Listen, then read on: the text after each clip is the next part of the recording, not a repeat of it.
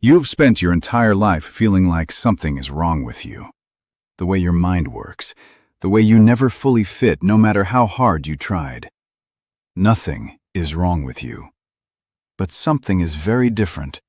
And in the next few minutes, I'm going to prove it using 5 things you do when you are completely alone.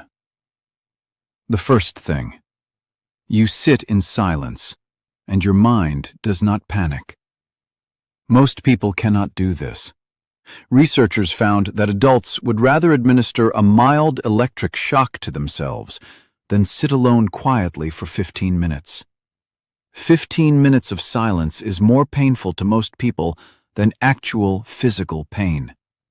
You do not have that problem.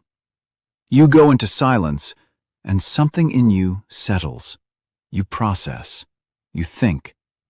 You come out knowing things about yourself that people who never sit still will never know. The second thing. You automatically question what everyone else has already accepted. Not to argue.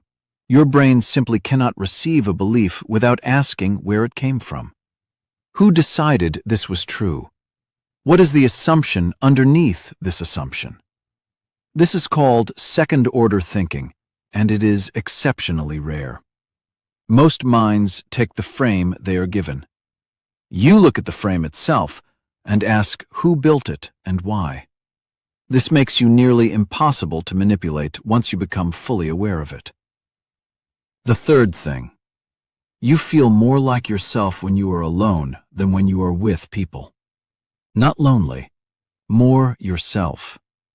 When the noise clears, something in you comes online that was suppressed. Your thinking sharpens, your energy returns.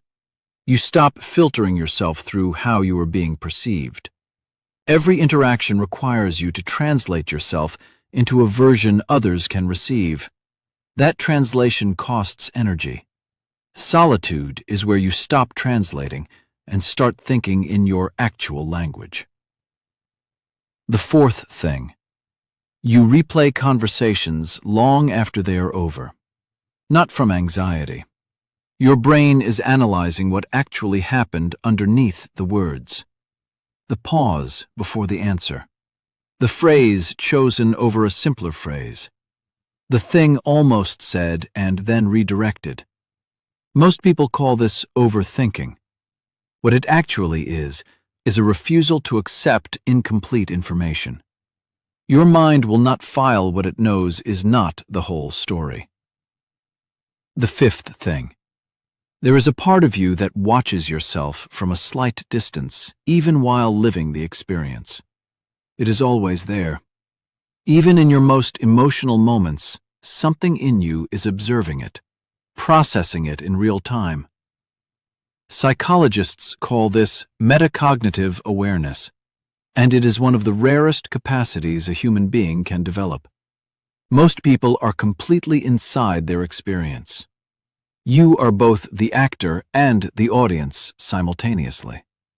This is why you often feel like the only person in the room who sees what is actually happening.